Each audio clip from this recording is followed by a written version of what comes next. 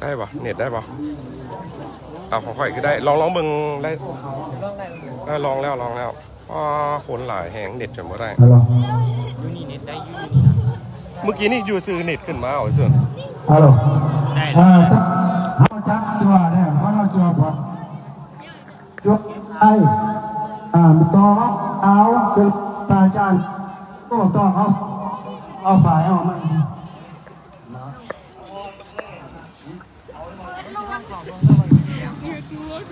โอ้คนจนเต็มดอดเนาะเน็ตซ่าแหงเลยเนาะตอนนี้ปฏิหารมาแล้วอยู่ซื้อเน็ตแหงขึ้นมากับบาทไล่สดให้ทุกคนเบิ่งน้ำกันเนาะฮะโอเค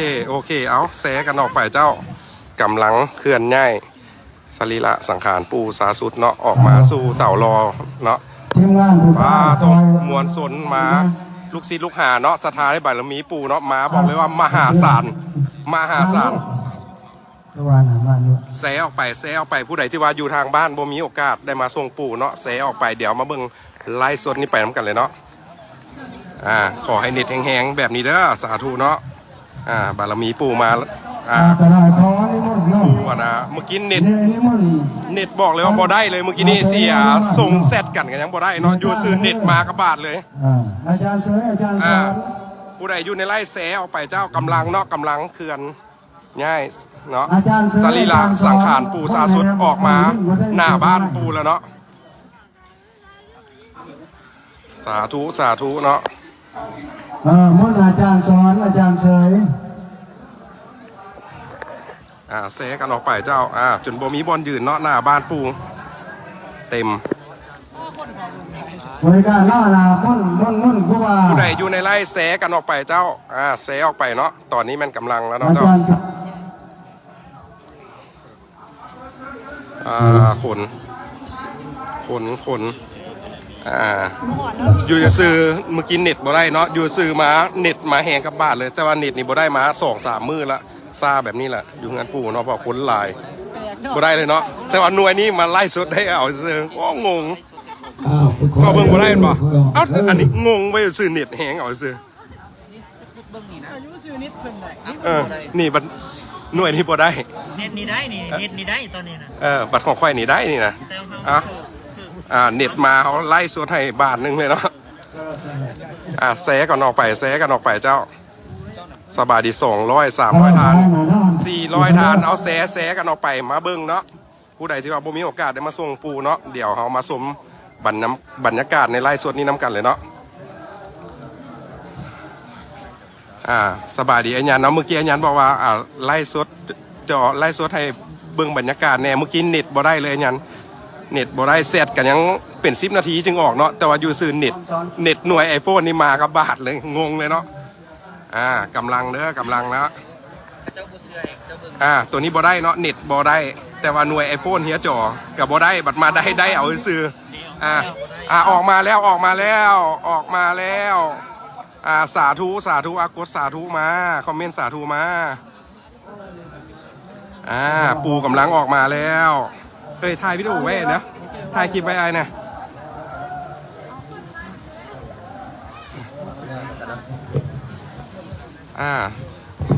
ตอนนี้มันกำลังเคลื่อนย้ายออกมาแล้วเนาะอันนี้มันห่อพะเมมเนาะเมนเนาะเมนจอมเมนเนาะ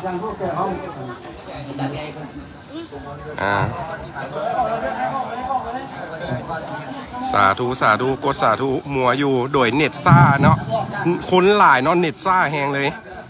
เน็ตซ่าแหงเลยโอ้500 คนแซออกไปอารังโตมาสัมพุทธัสสะภะคะวะโตอะระหะโตสัมมาสัมพุทธั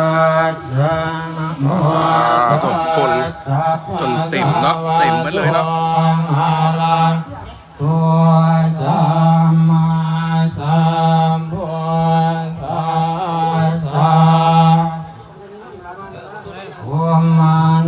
สบายดีวันนะสบายดีสมพรบ่ได้มาบ่อย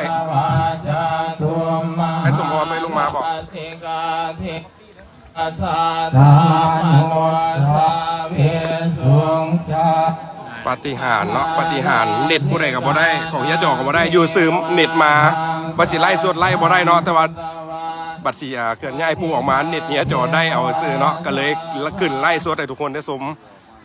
น้ำกันเนาะการเคลื่อนย้ายสรีระสังขารปูเนาะสาสุดโซธิการสายสาองค์สุดท้ายของพวกเขาเนาะ ธรรมโนชาเวสุงยามานังเทวานังสัทธังสุตวะตุชิตาเทวาสัทธังสุตวะ เมื่อกี้เน็ตหลุดเนาะเน็ตหลุด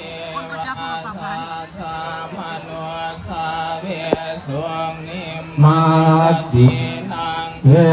วานังสัท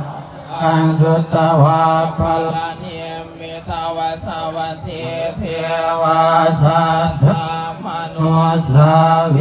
สุงพลานิมิตาวสวัสดินังเทวานังสัทธังสุตวะภูมิปาริสัทธเทวาสัทธังสาเวสุงภูมิปาริสัทธังเทวานังอังสุตวะภูมิปาโลหิตาเทวาสัทธมอาเวภูมิปาโลหิตา ผู้ใดเข้ามาฝากกดแชร์ออกไปเนาะเจ้ากดแชร์ออกไปเนาะมาไล่ซบให้ชมบรรยากาศการเคลื่อนย้ายหรือว่าเหตุพิธีเคลื่อนย้ายสรีระสังขารปู่สาสุดออกมาสู่เต่ารอบหน้าบ้านปู่เนาะ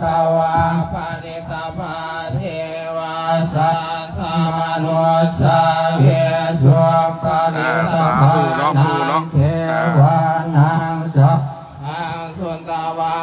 ปมันภาเทวาสัทธานุสาวิ เน็ตผู้ใดก็บ่ได้แต่ว่าเน็ตเฮียจ่อไล่สดได้ตอนนี้เนาะเป็นบุญเนาะคนทั่วประเทศลาวได้เห็นสดเลยเนาะสดเลยตอนนี้หลายคนที่ไล่สดไล่บ่ได้แต่ว่าของข่อยของเฮียจ่อเน็ตบ่ได้เนาะเมื่อกี้เนาะเดวเว้าเลยเว้าเข้ามาเลยเมื่อกี้เน็ตบ่ได้แต่ว่าบัตรสีเคลื่อนย้ายปูออกเน็ตมาแบบงงๆเลยเนาะก็ขึ้นไล่สดให้เลยเนาะป่านปูเมตตาลูกหลานอยากให้ลูกหลานได้เห็นการเคลื่อนย้ายสรีระสังขารปูนำกันทั่วประเทศเนาะสุ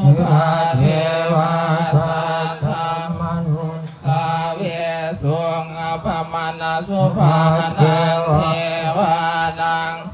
สาธาสุตวาสุภาคิมหา ผู้ใดเข้ามาให้ไล่ให้เฮียจ่อยเด้อ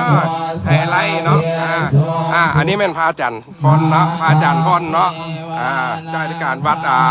นี่เนาะดอนสมพุงเนาะเจ้าเจ้าอธิการวัดเนาะอาจารย์บุญศรีเนาะนางสัทธังสุตวาอวิหาเทวาสัทธมโนสาเวสุงอวิหานังเทวานังสัทธังสุตวาอัตภาเทวาสัทธมโนสา ผู้ใดอยู่ในไล่ฝากเซลไปเนาะเซลออกไปหรือว่าให้ไล่ให้เฮียจ่อยเด้อให้ไล่เนาะให้ทุกคนได้เห็นบรรยากาศสดๆเนาะการเคลื่อนย้ายสรีระสังขารปู่สาสุดเนาะโสธิการแห่งดอนสมูเนาะปู่จะอยู่ในความทรงจำของลูกหลานตลอดไปเนาะน้อมส่งปู่ขึ้นสู่นิพพานเนาะเจ้าเคลื่อนย้ายหูบ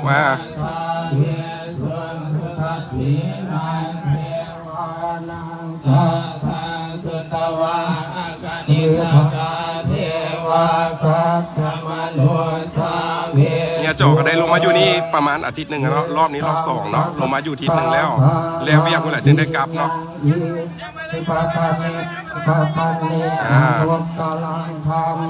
รอบนี้ลงมาเกือบอาทิตย์หนึ่งนำทีมงานเนาะมาเบิ่งซอยเวียกอยู่งานปูเนาะ พามาเนรวะเทเวนะเทนาวะภูมูนาวะเทนัสพะโล อยากบ กะ วชให้ปูเนาะแต่ว่าคาเฮ็ดโรงทานกันเลยได้กลุ่มโรงทานเนาะหลายเวียกเนาะ อุ่นลูกบอฮอดเนาะทำนี่กับสุดแล้วเนาะ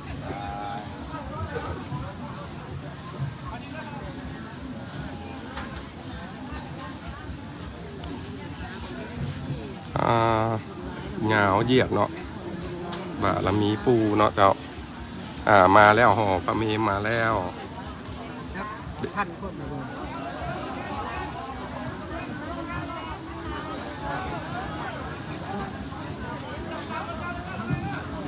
ยับปูมาแล้วปูมาแล้วเลยปูมาแล้วปูมาแล้วน้อมส่งปูซาสุดโซธิการขึ้นสู่นิพพานเด้อปูเด้อปูจะอยู่ในดวงใจของพวกลูกหลานตลอดไปเนาะขอให้ปูขึ้นสู่นิพพานเด้อปูเด้อ